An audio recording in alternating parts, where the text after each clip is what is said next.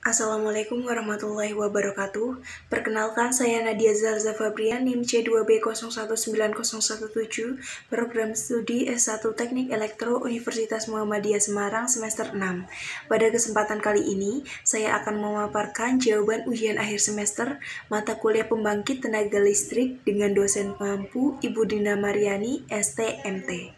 Soal yang pertama, bagaimana proses konversi energi pada PLTGU? PLTGU atau pembangkit listrik tenaga gas dan uap merupakan kombinasi antara PLTG dan PLTU. Gas buang PLTG yang bersuhu tinggi akan dimanfaatkan kembali sebagai pemanas uap di ketel penghasil uap yang bertekanan tinggi. Ketel uap PLTU yang memanfaatkan gas buang PLTG dikenal dengan sebutan Heat Recovery Steam Generator atau HRSG. Umumnya, satu blok PLTGU terdiri dari 3 unit PLTG, 3 unit HRSG, dan 1 unit PLTU. Daya listrik yang dihasilkan unit PLTU sebesar 50% dari daya unit PLTG. Karena daya turbin uap unit PLTU tergantung dari banyaknya gas buang unit PLTG. Dalam pengoperasian PLTGU, daya PLTG yang diatur dan daya PLTU akan mengikuti saja. PLTGU merupakan pembangkit yang paling efisien dalam penggunaan dalam bahan bakarnya.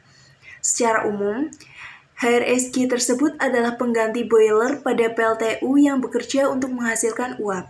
Setelah uap dalam ketel cukup banyak, uap tersebut akan dialirkan ke turbin uap dan memutar generator untuk menghasilkan daya listrik.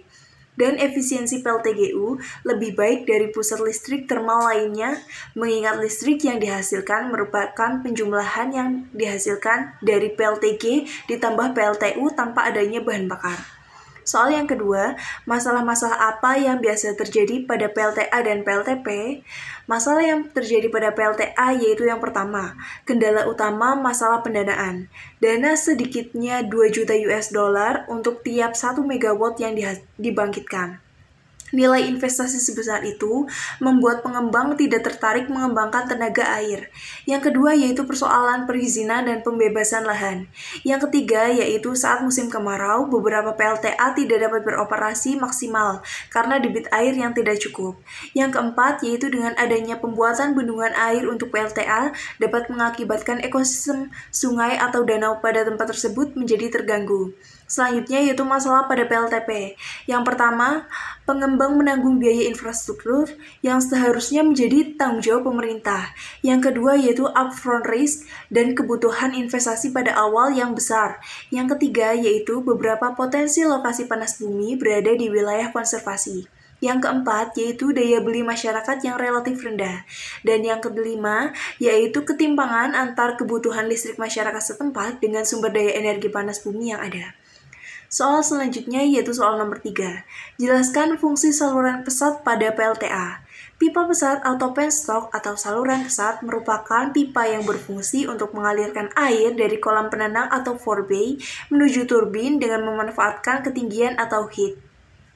Soal yang selanjutnya yaitu soal nomor 4. Jelaskan perbedaan PLTS off-grid dan on-grid. Untuk PLTS off-grid merupakan pembangkit listrik tenaga surya dengan sistem yang mengandalkan energi matahari sebagai satu-satunya sumber energi. Tipe ini tidak disinkronkan dengan listrik PLN, biasanya sebagai cadangan, didukung dengan genset atau baterai untuk menyimpan energi.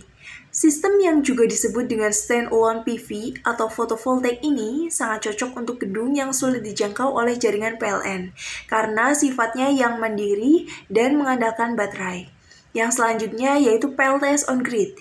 PLTS on-grid merupakan istilah untuk menyebut sistem pembangkit listrik tenaga surya atau PLTS yang mengubah energi dari panas menjadi energi listrik.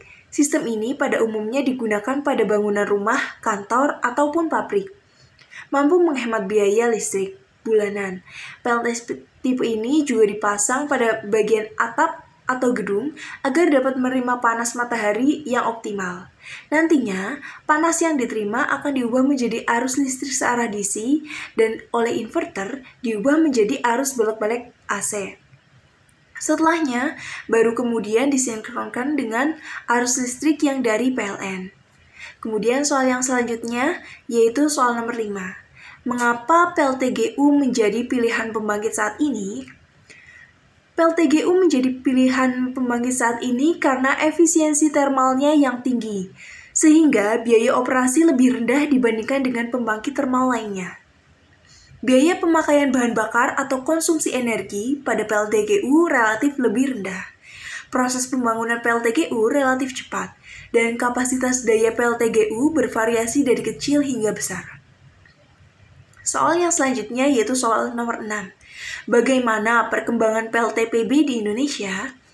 Sumber daya energi panas bumi di Indonesia diperkirakan mencapai 28,5 gigawatt electrical atau GWE yang terdiri dari resources 11.073 megawatt dan reserves 17.453 megawatt. Hal ini menjadikan Indonesia menjadi salah satu negara dengan sumber daya panas bumi terbesar di dunia. Di Indonesia terdapat 13 sebaran pembangkit listrik tenaga panas bumi atau biasa disingkat dengan PLTPB. Selanjutnya yaitu apa kelebihan dan kekurangan PLTD dibandingkan dengan pembangkit yang lainnya.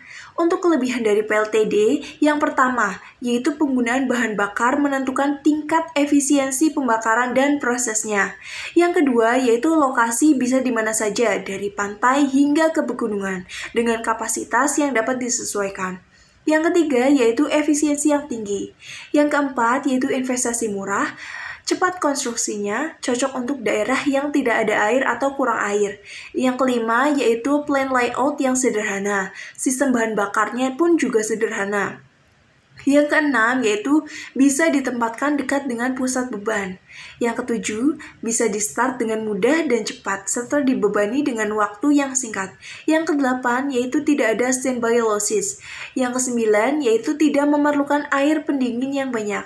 Yang kesepuluh, yaitu dimensi PLTD lebih kecil dibandingkan PLTU untuk kapasitas yang sama. Yang ke-11 yaitu cara pengoperasiannya mudah dan memerlukan operator yang cukup sedikit. Yang ke-12 yaitu efisiensi thermal PLTD lebih besar dibanding PLTU untuk kapasitas yang sama. Yang ke-13 yaitu menggunakan sumber daya alam yang terbatas atau tak terbarukan atau biasa disebut dengan fosil. Untuk kekurangan PLTD sendiri, yang pertama yaitu tidak ramah lingkungan. Kapasitas biaya hanya sampai puluhan megawatt. Yang kedua yaitu tidak cocok juga untuk base load atau beban dasar atau harian. Yang ketiga yaitu harga solar yang mahal. Sedangkan solar merupakan bahan bakar utama untuk PLTD. Yang keempat yaitu biaya pelumas yang tinggi. Yang kelima, tidak bisa dibebani overload pada waktu yang panjang. Dan yang keenam yaitu kapasitas PLTD yang cukup kecil. Demikian pemaparan jawaban ujian akhir semester yang dapat saya sampaikan. Kurang lebihnya mohon maaf. Wassalamualaikum warahmatullahi wabarakatuh.